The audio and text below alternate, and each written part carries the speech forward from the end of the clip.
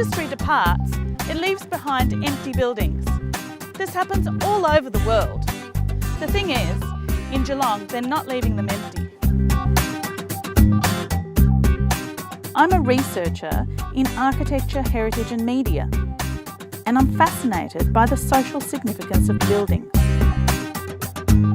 In other words, I try to understand people's connections to certain places. Because as much as we shape buildings, buildings shape us. They outlast us and connect us across generations. This new library is superb. But I think how Geelong uses its old buildings will define its future.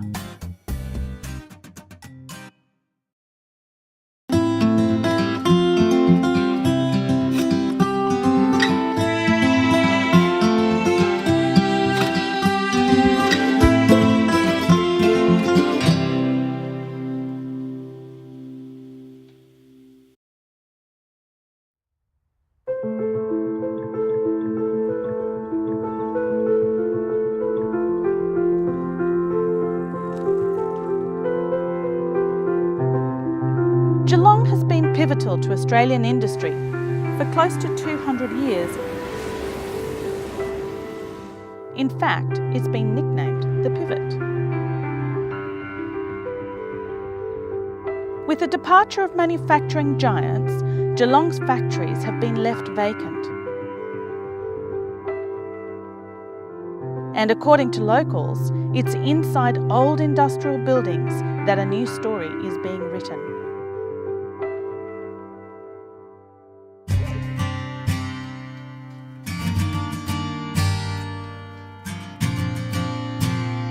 We've gone through multiple transformations in Geelong in its history, and right now we're looking at a lot of industrial buildings that are being repurposed for creative futures, like the paper mills in Finesford. Yeah, and you've got Federal Mills out in North Geelong, completely redeveloped by Cameron Hamilton.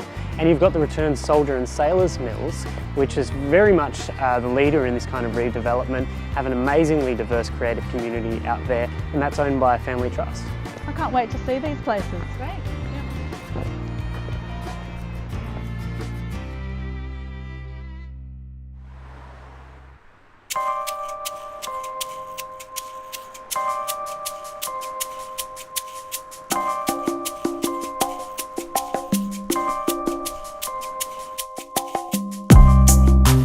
What makes heritage a fascinating study, a living study, is the evolving tension between old and new, written into the spaces by the stories of people inside them.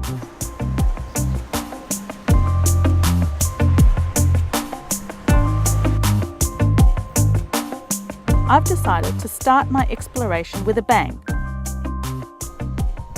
Or rather, a boom. Boom Gallery began when art teachers Ren and Kate wanted to set up an art gallery.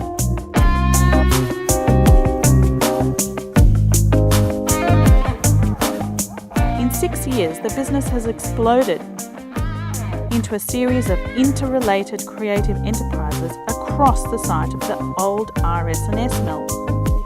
I had the idea of starting up an art gallery in Geelong, and suddenly you start to think of what's an interesting building to sort of house that in. And you know, obviously the old industrial buildings are what really caught our eye. It wasn't really part of a business plan to have studios or to have people renting subleasing spaces from us, but just the way it sort of happened, and it's actually created a really great community, bunch of people down here. It's actually probably changed the whole street. We often think of industrial buildings as obsolete, grimy eyesores in our digital world, and yet for Boom, industrial equaled potential. Kate and I, my business partner, when you first come down, it's you're really coming down as a stranger, looking at an empty building, and but now it's home away from home, I suppose, and so it's a much closer relationship. I know the building so much better, but it's not only the building. The building, to me, it actually represents a whole bunch of people. Everything from the family who owns the building right through to the managers that look after it on their behalf, and then to all my neighbours and the people that are sharing the building with us. One of the most amazing parts of our business is the opportunity to introduce people to each other through the business. So a lot of people know each other now that didn't know each other beforehand, and a lot of them have an artistic or a creative bent. And RS&S Mills seems committed to creativity. There are people devoted to dance, acting, yoga, graphics and video production, as well as commercial photography studio Cricket. Geelong, it's always had a lot to offer. It's always been on the cusp. And if you look to other European cities and communities, you quite often see these creative melting pots, I suppose, an hour outside the CBD because rents were cheaper. So that's right. And you can get spaces like this. Yeah. You know, like this is amazing. Yeah, completely. Yeah. There is a mindset sometimes, like I'm still quoting on jobs in Melbourne and they'll be booking studios in East Brunswick. I'll be like, you don't have to do that, you can come down the highway. And they still have this idea, oh, but that's really far. And it's, well, it's going to take you probably longer to get to East Brunswick. Yeah. I suppose TSC coming down and sort of equivalents have pulled large masses of people from Melbourne down the highway. And I think to a certain extent, Melburnians are understanding this is closer.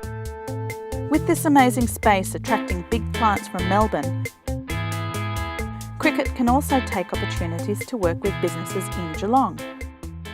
The intention was for this to be more of a creative hub full of people talking about small business, ideas about the creative aspects of small business, that we will have people who can help guide small business through what they need visually, whether that's content, photographic content. We've got the video guys upstairs, Robot Army, who are wonderful. And we've got graphic designers down the road. We've got a whole bunch of people now, again, because Boom's created spaces that can house these people, that we can sort of draw from and guide them as far as how to build the content they need. So from that point of view, this has been a godsend.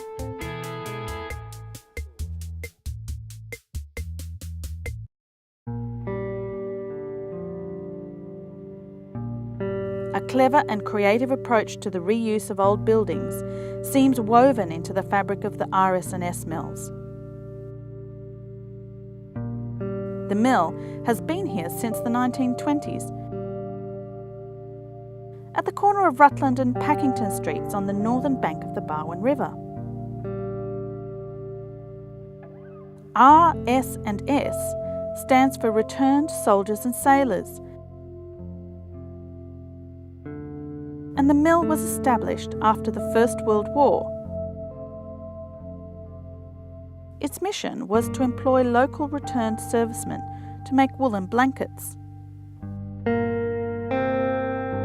Even from the street, you catch the hum of what might seem like ghosts of the mill's past.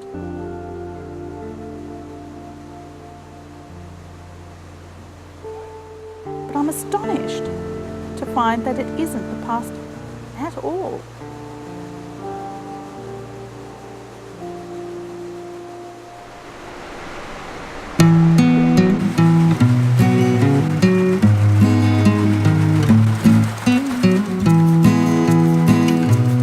Inside the building, there is still a working mill.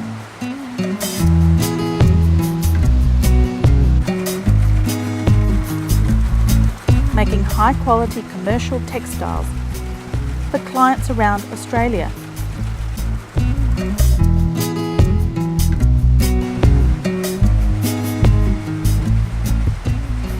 It's managed by Derek Brown and Duncan Collins.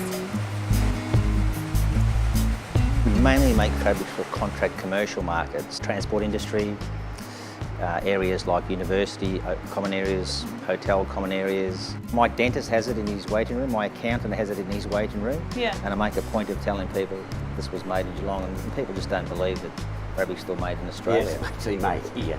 Never mind in Geelong. We've actually died and finished here. So completely manufactured in the region. Like a GPAC theatre here in Geelong. And that has our fabric inside as well. This place was designed to be a weaving mill. It was built for the returned soldiers after the First World War, for something for them to do.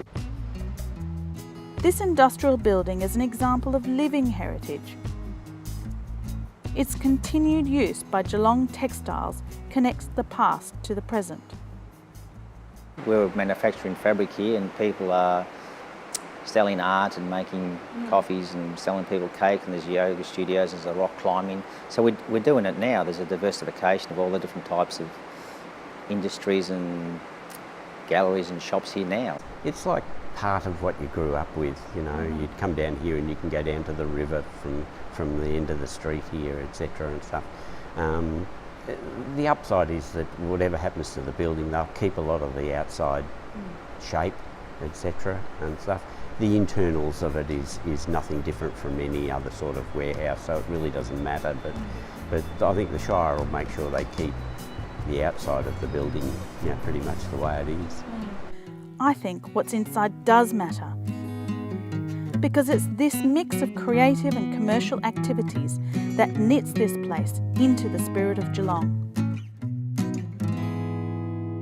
The mill has been owned since 1985 by Ted and Wendy Dimmock.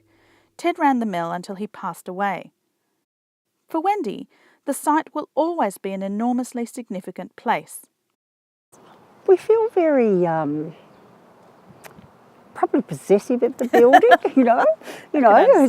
because a lot of heartache, excitement, family.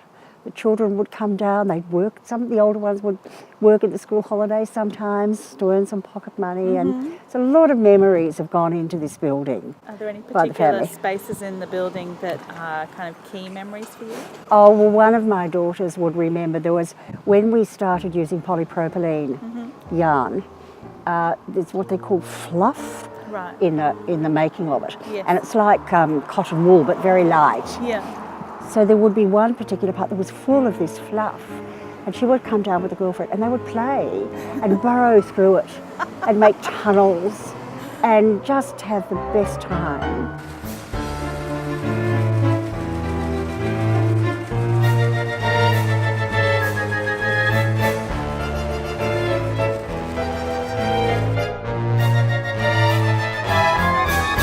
Memories like these are what invest buildings with social significance. Wendy's passion for the building has led the family to share it with Geelong's creative industries. There's so many talented people in Geelong, in the creative arts, there really are, and it's lovely that they've got a little area where they can just ply their own creative passion, I suppose. Yeah. And we're happy about that. To be a creative hub I think is lovely. I personally see the future of Geelong with education and the arts. We have a very good university. There's a lot of creative people. We've got good theatre now. We have a wonderful Costa Hall for the MSO to come down to. Great gallery that needs to expand desperately, and a wonderful, wonderful new library. Yes. Building that's won an award. What do you think of the library? Do you like it? Well, I do. It's like a cracked egg. I think every city needs a piece of architecture that is a little bit controversial. Yes. Because it makes people talk and think. Yep. And I think that's great to create that sort of vibe. And a lot of people hate it. A lot of people think it's fabulous. And what it's done is it's attracted people back to the library. Yeah. The library is booming, and because it's next door to the gallery, people are going, oh, we'll just pop into the gallery. And so the gallery is booming with visitors. And so it's how they all play off each other. Yeah, it's just amazing.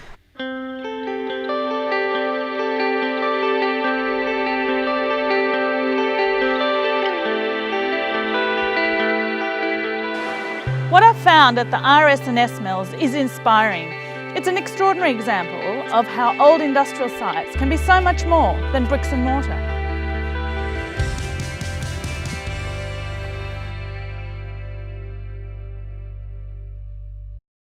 Next, this site is 28,000 square metres with dozens of individual buildings all in need of attention. Whoa, I never knew this was here. It just went boom overnight. How many local startups can you fit in one vast revitalised venue?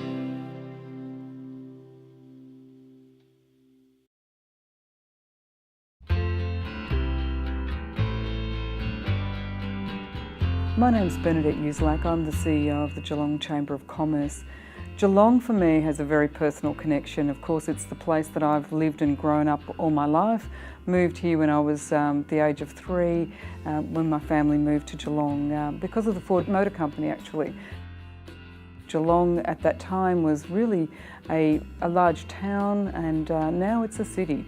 It's a global city. It's a city that has worldwide recognition, and it's one that is now attracting so many people to live in this wonderful region. The lifestyle in Geelong is so fantastic. We have a beautiful bay, a north-facing bay. We have the ocean, surf beaches, we have bush, we have all of the beautiful natural environment around us. Our business community is very strong. We have something like 16,000 businesses in Geelong, and of those businesses, many are competing on a global stage. We have the national headquarters of a lot of organisations in Geelong now. We have the National Disability Insurance Agency is here. We have the headquarters for WorkSafe, Transport Accident Commission, and of course we have a great university in Deakin University. And Deakin itself is a global institution. It's leading the way in so much, really making headlines globally. So Geelong is really the epicentre for a lot of innovation, a lot of change. Geelong for me is a very special place because it really does resonate the wonderful lifestyle, but also the ability to really be what you want to be.